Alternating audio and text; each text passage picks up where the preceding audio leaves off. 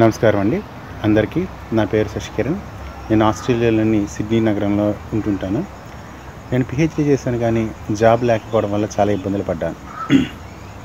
ఈ తరుణంలో నేను జేకేఆర్ గారి గురించి యూట్యూబ్ ఛానల్ ద్వారా తెలుసుకుని వారిని ఫోన్ ద్వారా కాంటాక్ట్ చేయడం వల్ల వారు నాకు కొన్ని సజెషన్స్ ఇచ్చారు.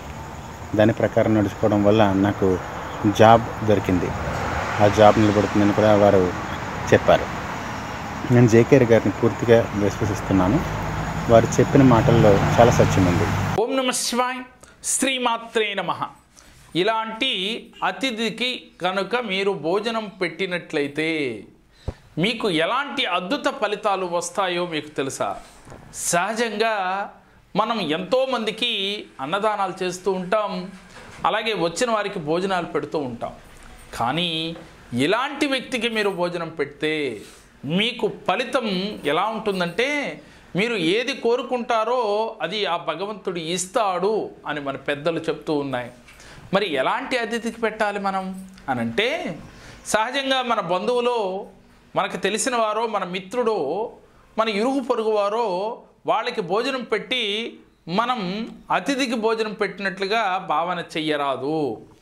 మరి అతిథి అంటే ఎవరు అంటే, ఆకలితో అలసి సొలసి మనని దేహి అని కానీ, ఆకలితో ఉన్నాను అన్నం పెట్టమని కానీ అడిగిన వ్యక్తిని తీసుకువచ్చి ఇంటికి కావచ్చు, మీకు తెలిసిన చోట కావచ్చు, అక్కడ వారికి కడుపు నిండా మీరు భోజనం పెట్టినట్లయితే అలాంటి అతిథి భగవత్ స్వరూపంగా మీరు అనుకుని భగవంతుడే మిమ్మల్ని అన్నం పెట్టమని అడిగినట్లుగా భావించి అలాంటి అతిథికి మీరు కడుపు నిండా భోజనం పెట్టినట్లయితే, అలాంటి అతిథి ఆనందభరితుడైతే, ఎందుకని ఆనందం ఉంటుందంటే, ఆకలితో ఉన్నవాడికే కదా అన్నం రుచి తెలిసేది, అన్నం విలువ తెలిసేది.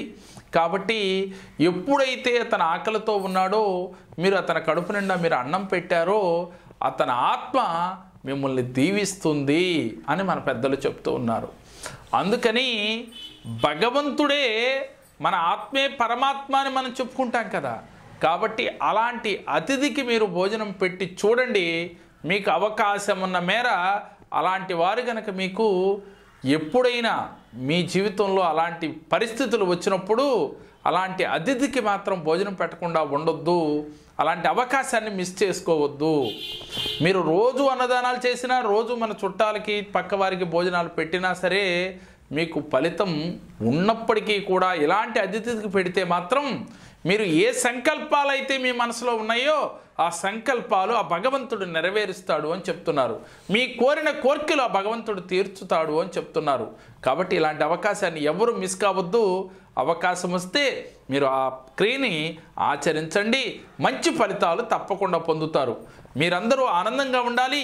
మీ కోరికలు అందరికీ కోరిన కోరికలన్నీ తీరాలనే ఉద్దేశంతో ఈ వీడియో ద్వారా ఈ విషయాన్ని మీ అందరికీ తెలియచేస్తూ ఉన్నాను. నమ్మకం ఉన్నవారు ఆచరించండి, ఫలితం మీకే అర్థమవుతుంది. మేము చెప్పిన ఈ వీడియో మీకు నచ్చినట్లయితే లైక్ చేయండి, మీ ఫ్రెండ్స్కి షేర్ చేయండి. మా మరిన్ని వీడియోలు మీరు చూడాలి అంటే మా జేకేఆర్ భక్తి, మా జేకేఆర్ జెమ్ టీవీని సబ్స్క్రైబ్ చేసుకోండి. ఓం నమః శివాయ.